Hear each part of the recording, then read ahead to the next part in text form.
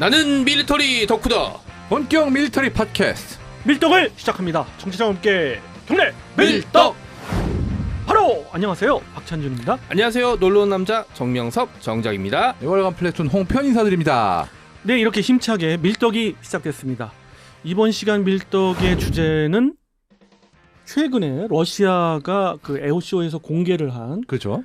일명 체크메이트라고 하는 5세대 스텔스 전투기, 경량 전투기로 이제 표방을 하고 있는데, 어찌 보면 미 공군의 이제 F-35와 대비되는 그런 기체라고 알려져 있는 체크메이트에 대해서 이모저모 지금까지 알려진 거에 대한 이야기랄지 또 관련 이야기 한번 나누어 보도록 하겠습니다. 뭐 체크라고 넘어가야 될 시점인 것 같긴 하고요. 체크메이트라서요. 그렇죠. 그다음에 이제 정보 공개가 너무 된 게 없어서 사실 우리도 이제 얘기를 할까 말까 좀 고민을 했었는데, 어쨌든 나중에 정보도 공개되면 그거대로 한번 정리를 해보고, 그렇죠. 그다음에 어찌됐든 러시아에서 공개적으로 이제 그 선보인 기체이기 때문에, 스텔스 기체이기 때문에 한번 좀 이제 또, 그리고 러시아면은 우리 주변에 영향을 끼친 뭐 주변 강대국 중에 하나니까 이게 또 우리한테 어떤 영향을 끼칠지 이런 거에 대해서도 한번 얘기를 나눠보는 게 좋을 것 같습니다. 러시아에서 이렇게 만들면 또 경우에 따라서 그게 중국 쪽으로 또 영향이 갈 수도 있으니까요. 그렇죠. 네. 아무래도. 그렇습니다. 근데 중국은 뭐 그렇게까지 이제 그 이 기체에 대해서 관심을 갖는 건 아닌 것 같고, 뭐 아무래도 이 정도 급의 기체를 자체 개발할 능력이 이제 쌓여 있기 때문에. 그렇습니다. 그리고 이 기체는 러시아 공군의 주력이 될까? 라는 생각도 좀 개인적으로는 조금 의문이 듭니다. 일단 러시아 공군에서 이거를 사겠다는 얘기를 한마디도 안 했어요, 아직까지. 네, 그렇죠. 지금 그래서 추측이 기본적으로는 수출 전용으로 가고, 설령 러시아 공군이 채용하더라도 주력 기체로 한다기보다는 수출 시장 의식해서 시범적으로 들여오는 정도로 시작하지 않을까. 맞습니다. 저랑 의견이 아주 100% 일치하시는데, 예.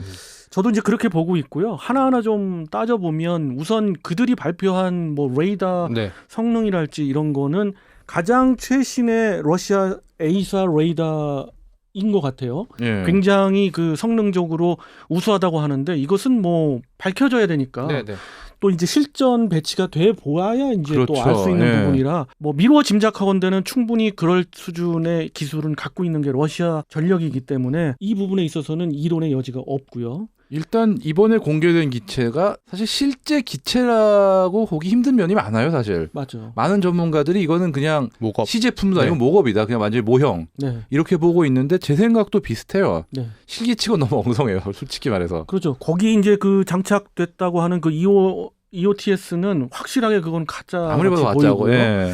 여러 가지 부분에 있어서 항전 장비들도 소개를 하고 있고 성능들도 소개하고 있는데, 어떻게 보면 굉장히 세일즈 느낌이 나서, 그러니까 이게 이 기체가 그 개발된 기체가 개발 기간이 점점 길어지고 있잖아요. 특히 이제 스텔스기이기 때문에 그렇죠. 이게 개발이 기존 몇 년 전부터 됐다면 뭔가 정보가 아무리 러시아라 해도 흘러나왔을 거거든요. 그런데 별다른 얘기 없이 갑자기 에오시 얼마 전부터 이렇게 뭐 천을 뒤집어 씌운 기체가 이렇게 한번 보이다가 이제 딱 당일날 이렇게 선보인 거 보게 되면 약간 저는 블러핑 느낌. 블러핑이 크기도 하고, 지금 얘기가 도는 게 이거를 벌써 이미 선투자를 받아가지고 시작한 프로젝트라는 얘기가 있어요. 맞아요. 아랍에미리트 돈을 받아서 했다.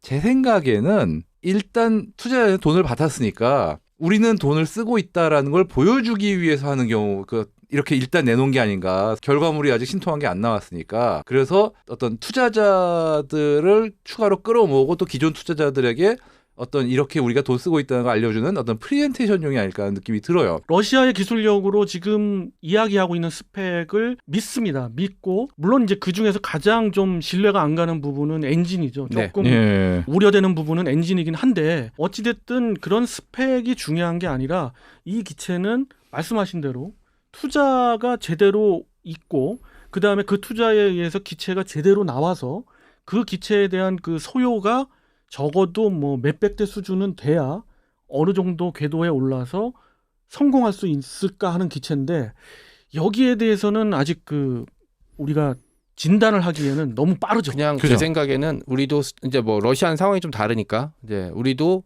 스텔스기 만들어야 설레발 국가들이 몇 나라 있지 않습니까? 이제 뭐 대표적으로. T로 시작되는 국가부터 예, 설레발 떠는 나라들이 몇 나라 있는데 저는 아직까지는 그 명단에 넣고 싶어요. 물론 SU-57이나 이제 그런 걸 만들었고 하지만 SU-57도 띄운다 하고 거의 10년 넘게 걸려서 겨우 띄워졌어요. 그런 것들을 생각하게 되면은 개발 기간이 얼마나 걸릴지, 특히 러시아제 무기들의 최근 개발 기간은 어떻게 보면은 이제 미국보다 더 심할 정도로 오래 걸리는 게 많거든요. 그런 것도 있고 얘기대로 이제 사실 분해 조립 이제 조립되는 과정이라든지 시험 비행하거나 최소한 활주로 해서 엔진 가동해서 이렇게 활주 테스트하는 것까지 정도만 봐야지만 이제 실제로 좀 뭐가 잡히지 않을까 싶어요. 네. 아니 지금 일단 제 생각은 이게 과연 나오는 성능이 어느 정도일까가 가장 핵심일 거라고 봐요, 사실은. 왜냐하면은 어쩌니 러시아 정도 국가면은 A사 달고 내부 무장창 달고 외관상 스텔스 성능이 나오는 외관 설계를 하고 그러고 날아가는 전투기. 쉽게 얘기해서 스텔시한 4.5세대 내지 4.6세대 전투기 정도는 러시아 기술이면 충분히 만들 수는 있어요. 그렇죠. 근데 과연 이게 진짜 F-35와 대등하게 맞설 5세대 기체냐? 그거는 또 아주 두고 봐야 된다는 건데 가능성은 낮다고 봐요, 저는. 기체의 크기를 보면 뭐 F-22급은 아니고요. 절대 아니고요. 그 F-35와 비교가 될 수가 있는데 싱글 엔진을 장착을 하고 이런 면에서 특히 이제 F-35와 비교가 되는데 내부 무장창의 비교를 해봐도 그 아무래도 F-35를 의식한 것 같아요. 내부 의식했죠, 무장창에 그 공대공 미사일을 5발 장착을 이제 원래 이제 그 F-35가 4발 장착하니까 그렇죠. 그보다 한 발 더 장착을 지금은 이제 F-35가 다시 이제 개량을 해가지고 6발 장착을 하게끔 돼 있습니다만은 어찌 됐든 F-35를 의식한 면이 있고 말씀하신 그 홈페이지에 말씀하신 측면도 분명 있습니다. 그리고 또 하나는 과연 이 기체가 투자에 성공하느냐, 적절한 투자자를 찾을 수 있느냐 없느냐. 지금은 이제 아랍에미리트 하나인데. 거기에 승패가 달려있다고 보는 측면도 있습니다. 지금 제가 보기에 가장 될까 싶은 게 두 가지가 있어요. 첫 번째는 지금 일정이거든요. 2023년에 첫 비행해가지고 2026년부터 양산한다. 될까 싶은. 아니 항상 뭐 그런 계획은 또 이게 이런 말이 이해가 될지 모르겠습니다만은 뭐 처맞기 전까지는 두려움을 모른다. 타이슨이 했던 러시아 얘기죠. 발표한 일정대로면 러시아 공군은 지금 SU-57이 벌써 몇 개 비행대가 실전 배치가 돼 있고 T-14가 몇백 대가 벌써 굴러다니고 있어야 돼요. 거의 다 인도와 합작한 그 스텔스기가 그렇죠. 벌써 나왔겠죠. 결국 SU-57의 그 실전 배치가 늦어지는 것도 기술적인 부분도 있습니다만은 가장 큰 부분은 예산인 거죠. 예산이죠. 예. 그래서 어찌됐든 5세대 스텔스 기체의 그 양산을 위해서는 상당한 예산이 필요하기 때문에 그렇죠. 뭐 예산이 작거나 또는 뭐 부족하거나 이런 국가들은 좀 어렵죠. 그 외부 투자를 지금 받은 걸로 추정이 되고 있는데 만약에 그 외부 투자한 국가가 그 자기네들이 예상한 이제 투자한 금액에 비해서 예상한 게 안 나온다면 바로 손을 털 거거든요. 그렇게 되면은 사실 뭐 이렇게 공주에 붕 뜨는 얘기고 저는 하나 불길한 게 이 공기흡입 그 모양을 보면 X-32랑 굉장히 많이 닮아 있어요. 그렇죠. 네, 참 행복한 얼굴이죠. 네, 행복한 얼굴로 그냥 웃고 박제돼 있죠. 버렸잖아요. 예. 그래서 사실 그렇게 생긴 전투기들이 날았던 얘가 별로 없어요. 네, 그러니까 약간 그 계보리 있는 거 아닌가? 근데 그 모양도 아마 시제품 나면 또 달라질 수도 있어요. 이게. 네. 아무래도 이제 주변국이고 주요 강대국이기 때문에 그럼요. 강대국에서 발표를 한 신형 기체이기 때문에 우리 밀떡 분들, 그 밀리매니아 분들이 관심이 집중되는 것 같고요. 그다음에 또 얘기할 수밖에 없는 게 이제 KF 최근에 이제 우리 본격적으로 이제 개발의 길을 굴러가고 있는 KF-21과 어떤 연관. 특히 이제 많은 이제 그 유튜버들이 이제 그 해외 시장에서 둘이 격돌하는 거 아니냐, 라이벌이 되는 거 아니냐 이런 얘기들을 좀 많이 하거든요. 그 부분 정말 분명하게 언급해드리고 싶은 것 중에 하나는 체크메이트의 재원이나 성격을 봤을 때 KF-21과 비교될 수는 없고요. KF-21의 라이벌이라고 그러면 뭐니 해도 라팔입니다. 라팔이고 거의 그렇죠. 예, 이 4.5세대 시장을 어떻게 선점할 것이냐, 라팔과 어떠한 대결을 펼칠 것이냐가 그렇죠. 관심인 거지. 지금 여러 유튜브에서도 얘기 나오듯 갑자기 뭐 체크메이트 나오니까 KF-21하고 비교를 하고 막 이러는데 비교 대상이 아닌 거지. 애당초 체급이 좀 다르고 체크메이트를 사겠다는 나라들 같으면은 KF-11 사기도 힘들어요. 어차피 KF-11은 결국 미국 기술이 들어갔기 그쵸. 때문에 미제나 거의 비슷한 수준의 수출 난이도가 생겨버렸거든요. 그렇기 때문에 둘이 같이 맞붙기는 어렵지 않을까 정치적으로. 그리고 사실 저는 26년도에 뭐 양산될 거라고는 생각하지는 않고요. 네. 그거보다 그렇죠. 2, 3년은 최소한 더 붙여줘야 최소한 돼. 2, 3년이고 예. 저는 앞에 그 2022자가 아니고 2023자쯤 돼야지 이제 결론이 날 것 같아요. 체크메이트는. 어떤지 봐야 되겠고. 네네. 또 하나 될까 싶은 게 가격이에요. 지금 가격을 그쪽에서 발표한 금액은 3천만 달러 내지는 그보다 약간 싼 정도를 얘기하고 있는데 과연 그게 될까? 이 대명천지에. 지금 그걸 분석해 봤을 때 기체 단가이긴 한데 말씀대로 불가한 그런 가격일 것 그냥 같기도 해요. 3천만 불 주고 샀더니 그냥 껍데기만 오고 뭐 이런 거겠죠. 진짜 엔진은 최악의 경우는 옵션. 네. 엔진도 그쵸. 엔진도 뺀 금액 아닐까라는 생각도. 이게 이쪽에서 얘기하는 게 일종의 레고라는 식으로 개념을 얘기하는 게 엄청나게 많은 걸 선택해서 바꿀 수 있다고 그러는데 바꿔 말하면은 제일 알맹이는 그때 붙어 있는 게 거의 없는 뭐라고 그래 깡통일 수도 있는 거거든요. 3천만 불이라는 가격은 진짜 깡통일 수도 있는 그런 그러니까 얘기인 거죠. 하나로 한 350억 정도 지금 엄청 싼 생각하는 거죠. 예, 거잖아요. 3천만 불 정도면 지금 중국이 가격으로 후려치려고 하고 있는 JF-17도 보다 그 비싸 싸죠. 그거보다 싸요. 네. 지금 T-52 300억 정도, 그러니까 FA50이 얼추 300억 정도에 팔리는 판인데 그거보다 그거 정도 값으로 살 수 있으면은 이건 말이 안 되죠. 아무리 러시아라도. 러시아가 항공모함을 그 인도에다가 팔아버렸던 가격을 생각하면은 더더욱 못 믿죠. 한 1억 불 정도는 가볍게 찍고 가지 않을까. F-35 가격은 한 어느 정도 돼요? 지금 플라이어웨이 코스트로 7,800만 불 정도까지 떨어졌어요. 그럼 한 8천만 불 보시면 되죠. 예. 한 네. 800억 정도? 네. 900억 정도 지금 900억 900억 정도. 네. 네. 그다음에 이제 관련 제반 비용들, 뭐 조종사 양성 비용이라든지 아, 기지 그것도 뭐 이런 뺐을 거 하면, 거고 그런 건 당연히 뺐을 네, 거고. 네. 거기에서는 이제 나라마다 도입한 네, 네. 국가마다 그 패키지에서 많이 달라요. 그렇죠. 네. 이게 문제는 깡통이라는 게 그래도 엔진하고 쉽게 얘기해서 연료 채우고 무장 달면 전투를 할 수 있는 상태인지 그 300억이라는 게 아니면은 전투도 못할 상태인데 진짜 연료를 채워도 그게 활주로에 궁금하네요. 제 진짜. 생각에는 활주로에 세워놓는 정도. 근데 이게 뜰지 안 뜰지는 잘 야, 모르겠는데 이게 뭐 지금 계속 너무 많다, 이거. 농담처럼 얘기를 하는데 왜냐하면 최근에 이제 러시아 무기 개발이나 배치를 보게 되면은 뭐 T14도 그렇고 뭐 시작할 땐 굉장히 거창하게 하는데 그렇죠. 사실 뭐 결론을 보게 되면 후지부지 되는 경우가 너무 그러니까 많아요. 좀 네. 뻥튀기가 많아요?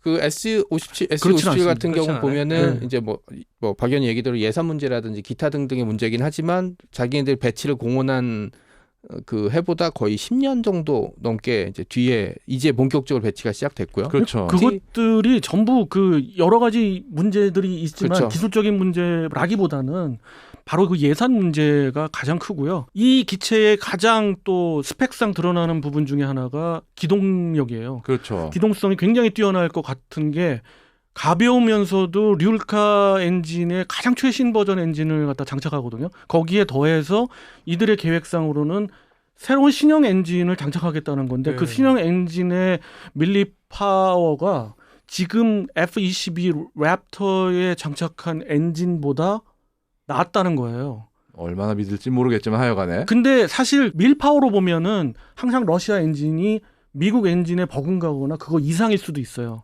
문제는 내구성인 거죠. 그렇죠. 10년을 못 버티고 갈아줘야 되니 아. 그게 문제인 거죠. 러시아 엔진이 내구성은 좋았던 적이 없어요. 동세대 미국 그러니까 엔진에 비해서. 그게 가장 그 전통적으로 내려오는 부분이고 약간 빗종 개술구 그러니까 같은 느낌인가? 저기 뭐지? 저기 이게 뭐냐면 우리는 커피를 마시고 있으면 저쪽은 이렇게 그 에너지 음료 마시는 거죠. 에너지 음료 마시면 이게 풀 파워가 나긴 하지만 이게 에너지 음료의 특징이 그거잖아요. 내일을 오늘로 땡겨오는. 그렇죠.